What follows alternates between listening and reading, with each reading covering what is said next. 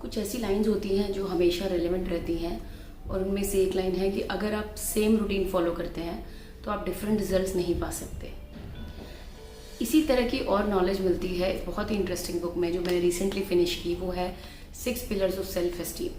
Mister Nathaniel Branden ने ये book लिखी है और बहुत ही इंटरेस्टिंग और रेलेवेंट लिखी है, जो हमें काफ़ी कॉन्फिडेंस देती है रियल लाइफ के इश्यूज के साथ। तो आइए देखते हैं कि उन्होंने कौन से ऐसे पिलर्स बताए हैं जो हमें वो सेल्फ एस्टीम देते हैं जो हमें हमारे गोल्स की तरफ डेफिनेटली लेकर जाते हैं।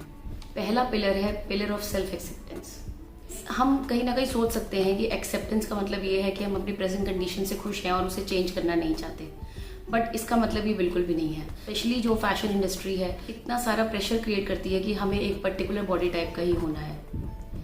आप डेफिनेटली अपनी हेल्थ पर काम कर सकते हैं, अपने वेट पर काम कर सकते हैं, पर आप अपनी हाइट पर काम नहीं कर सकते। तो इस तरह की चीज़ें आपको एक्सेप्ट करनी होती हैं। कई बार हम बड़े हार्मफुल तरीके यूज़ कर लेते हैं अपने आप को एक्सेप्ट ना कर पाने के कारण। तो ये बहुत ही ज़रूरी है हम अपने आप को एक्सेप्ट करें और अपने साथ भी कंपैशनेट हों, जो कि हम हमेशा दूसरों के बारे में बात करते हैं कि दूसरों के साथ हमें कंपैशनेट होना चाहिए। हमें अपने साथ भी हम कंपैशनेट होना चाहिए, अपने साथ भी ईजी होना चाहिए।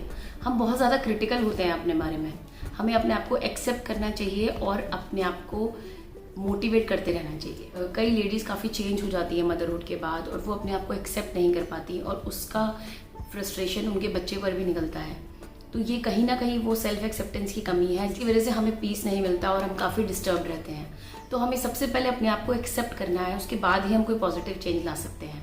ये समझने की बहुत ज़रूरत है। प्रैक्टिस ऑफ सेल्फ रिस्पॉन्सिबिलिटी, क्योंकि हम एक तरह की हेल्पलेसनेस अचीव कर लेते हैं अपने पास्ट के एक्सपीरियंसेस से। जब हमारी लाइफ का कंट्रोल हमारे हाथ में होगा, हम अपनी लाइफ के लिए रिस्पॉन्सिबिलिटी लेंगे, तो डेफिनेटली हम ट्रॉमा से बाहर आ सकते हैं। जनरली हमारे अंदर एक विक्टिम कार्ड आ जाता है। विक्टिम कार्ड ना यूज़ करके सेल्फ रिस्पॉन्सिबिलिटी लेकर ट्रॉमा से बाहर निकल सकते हैं। फियर एक ऐसी चीज़ है जो हर चीज़ में हमें रोकता है। हमें रिलेशनशिप्स का फियर है, हमें हेल्थ का फियर रहता है हमेशा, और भी कई तरह के फियर्स हमारे अंदर रहते हैं। तो ये फियर ही हमारी ग्रोथ को रोकता है और फियर हमारा सबसे बड़ा एनिमी फियर ही है। अगर हम फियर से बाहर आ जाते हैं तो 50% बैटल इज डन। नेक्स्ट है सेल्फ असर्टिवनेस। कई बार क्या होता है कि हम असर्टिव नहीं हो पाते, किस तरह से हमें बैलेंस रखना है सिचुएशंस में। कई बार ऐसा होता है कि हम या तो किसी को समझाना ही छोड़ देते हैं या फिर हम बहुत ज़्यादा एग्रेसिवली डील करते हैं सामने वाले के साथ, क्योंकि दोनों ही केसेस में आप सफ़र करने वाले हैं। नो का मतलब नो होना चाहिए। आपके अंदर स्टैंड लेने की पावर होनी चाहिए, आपको मना करना आना चाहिए। ये एक ऐसी चीज़ है जो हम ओवर द टाइम सीखते हैं। कोई भी जनरली हमें यही सिखाया जाता है चाइल्डहुड से कि आपको कोई भी कुछ बोले तो आपको हमेशा येस करके एग्री करना है। यही मैनर्स में आता है। जनरली सब पेरेंट्स अपने बच्चों को यही सिखाते हैं, बट ये एक ऐसी स्किल है जो आपको ओवर द टाइम सीखनी होगी, जो आपको हेल्प करती है बहुत सारी सिचुएशंस में से निकलने में। फॉर एग्जाम्पल, अगर आप किसी टीम में काम करते हैं और सब आपके पास अपना काम देकर खुद कहीं चले जाते हैं अपने पर्सनल काम के लिए, और अगर आप मना नहीं कर पाएंगे तो आपका खुद का काम भी सफ़र करेगा। ऐसे बहुत सारे एग्जाम्पल्स हैं डेली लाइफ में जहाँ पे आपको असर्टिव होना ही पड़ता है। हम हमेशा सोचते हैं सामने वाले को बुरा लगेगा, मेरे बारे में क्या सोचेगा, मैं उसकी हेल्प नहीं कर पाई, बट द रियलिटी इज़ कि आपको सबसे पहले अपनी हेल्प करनी है, और वो तभी होगा जब आप नो कहना सीखेंगे। अपनी इस बात को सही एनर्जी के साथ कहें, विदाउट वायलेंस। ये एक स्किल है जो सेल्फ एस्टीम बनाती है। कभी आपने ऐसा कोई इंसान नहीं देखा होगा जिसकी बहुत हाई सेल्फ एस्टीम हो और जो बहुत ही परेशान हो, बहुत ही कंफ्यूज हो, बहुत डरा हो, जो दूसरों के लिए कुछ ना करे। ऐसा नहीं होता। अगर आपके अंदर ये स्किल्स डेवलप हैं, अगर आपकी सेल्फ एस्टीम हाई है, तो डेफिनेटली आप बहुत कुछ कर सकते हैं लाइफ में। नेक्स्ट है लिविंग पर्पसफुली। कई लोग ऐसे हैं जिनसे पूछा जाए कि आपकी लाइफ का गोल क्या है, तो वो कहते हैं कि बस ठीक है, चल रहा है, कुछ ज़्यादा कुछ नहीं करना है, बस चल रहा है, हम बहुत संतुष्ट हैं। संतुष्ट होना बहुत अच्छी बात है, लेकिन आपको गोल्स की क्लैरिटी होना बहुत ज़रूरी है। इसके लिए कई टूल्स होते हैं। हम टू डू लिस्ट क्रिएट करते हैं जिसमें इंपॉर्टेंट चीज़ें को प्रायोरिटाइज करते हैं, हम ट्रैकिंग करते हैं कई तरह की, हम अपने काम को डेलीगेट करते हैं। ऐसी कई चीज़ें हैं जो इसके अंदर आती हैं, जो बहुत ज़रूरी हैं। अगर आपका गोल्स आपके माइंड में क्लियर है, आप उनको विजुलाइज करते हैं, उनके लिए डेट सेट की हुई है। I read a line somewhere that a goal is not a goal without a date. आपके पास हर गोल का एक डेट होना बहुत ज़रूरी है, वरना वो एक ड्रीम ही बन के रह जाता है। तो ये चीज़ें आपको बहुत ध्यान रखना चाहिए कि हमारा जो पर्पस है वो क्या है, क्योंकि अगर आप सिर्फ सर्वाइव ही करना चाहेंगे तो आपकी सेल्फ एस्टीम कभी भी हाई नहीं रहेगी। टाइम की इंपॉर्टेंस के बारे में उन्होंने काफ़ी बात की है कि टाइम हमेशा चल रहा है। अगर आप ऑब्जर्व करें इस चीज़ को कि टाइम अभी भी चलता जा रहा है। अब ये टाइम मैं इस वीडियो को बनाने में यूज़ कर रही हूँ, प्रोडक्टिवली यूज़ कर रही हूँ। दैट ऐसे कई लोग मैंने देखे हैं जो बिल्कुल भी अपनी लाइफ में रिस्पॉन्सिबल नहीं है, जो टाइम पास एक्टिविटीज़ में इन्वॉल्व हैं, जिनके ऊपर बड़ी बड़ी रिस्पॉन्सिबिलिटीज़ हैं, बट उनको कोई सेल्फ रियलाइजेशन नहीं है कि वो किस तरह से अपने टाइम को वेस्ट कर रहे हैं। और ये बहुत ही डिसअपॉइंटिंग बात। नेक्स्ट है पर्सनल इंटीग्रिटी। ये एक ऐसी चीज़ है जो डायरेक्टली आपकी रेपुटेशन से लिंक्ड है। अगर आपने कोई कमिटमेंट किया है और अगर आप उसको नहीं करते हैं तो आपकी रिस्पेक्ट ऑटोमेटिकली चली जाती है, आपकी सेल्फ एस्टीम हमेशा लो ही रहती है। ये बहुत ज़रूरी है कि अगर आपने किसी को कुछ भी कमिट किया है तो उसको ज़रूर पूरा करें। भले ही वो आपके मैनेजर हो ऑफिस में, भले ही वो आपकी फैमिली में कोई मेंबर हो, या भले ही वो आपके कोई फ्रेंड्स हों, वो कोई भी हो सकता है। अगर आपने कोई भी कमिटमेंट किया है, अगर आप उसको पूरा करेंगे तो डेफिनेटली आपकी सेल्फ एस्टीम हाई होगी और आपको रिस्पेक्ट भी ज़रूर मिलेगी। वही रिस्पेक्ट जो हम दूसरों से पाना चाहते हैं बट उसके लिए कुछ करना नहीं चाहते।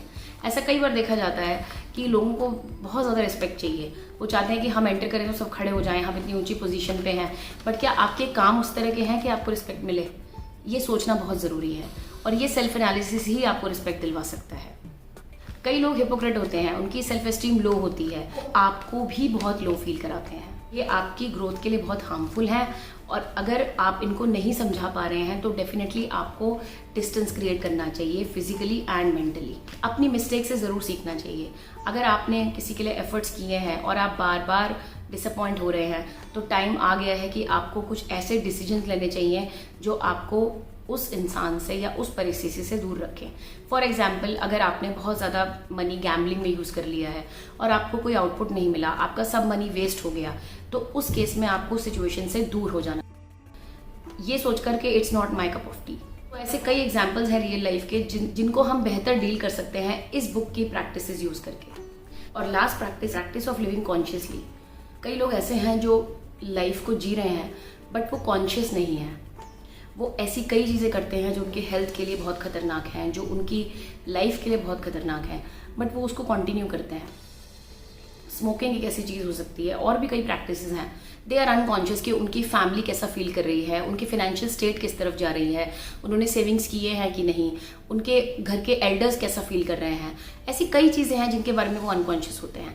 अपनी हेल्थ को लेकर अनकॉन्शियस हैं, एक ही तरह का रूटीन जीते हैं और फिर एक्सपेक्ट करते हैं कि डिफरेंट तरीके के रिजल्ट्स मिले, जो कि पॉसिबल नहीं है। दूसरी तरफ एक ऐसा इंसान है जो कॉन्शियसली लाइफ को जीता है, जो किसी को बोलने से पहले सोचता है कि जो मैं बोल रहा हूँ उसका सामने वाले पर क्या इम्पैक्ट होगा। एम्पैथी रखते हैं, अपनी हेल्थ को लेके बहुत कंसर्न होते हैं और एक्टिव होते हैं। प्रोक्रेस्टिनेशन आपको कहीं भी जाने नहीं देता, वो आपको कोई भी गोल अचीव नहीं करने देता है लाइफ में।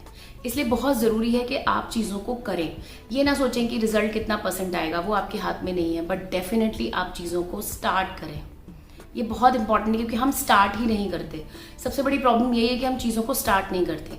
हमें फियर होता है कि हमारे पास टाइम नहीं है, बहुत सारे एक्सक्यूजेस निकालते हैं, स्पेशली अपनी हेल्थ के लिए, कि हमारे पास टाइम नहीं है, ऑफिस में बहुत काम है, मैनेजर हमारे पीछे हैं, बच्चों को भी देखना है, बड़ों को भी देखना है, इतनी रिस्पॉन्सिबिलिटीज़ हैं, हम कैसे रखें अपना ध्यान। ये सब एक्सक्यूजेस वो हैं जो ये दर्शाते हैं कि आप अपनी लाइफ को अनकॉन्शियसली जीते हैं और ये आपको कहीं भी लेकर नहीं जाता। अल्टीमेटली यू सफ़र। इसीलिए ये बहुत ज़रूरी है कि हम कॉन्शियसली लाइफ को जिएं, अपनी फैमिली की तरफ देखें, उनकी रिस्पॉन्सिबिलिटीज़ को समझें, अपनी रिस्पॉन्सिबिलिटीज़ को समझें जो हमारी फैमिली की तरफ है, सबकी फीलिंग्स की तरफ कंसिडरेट बने।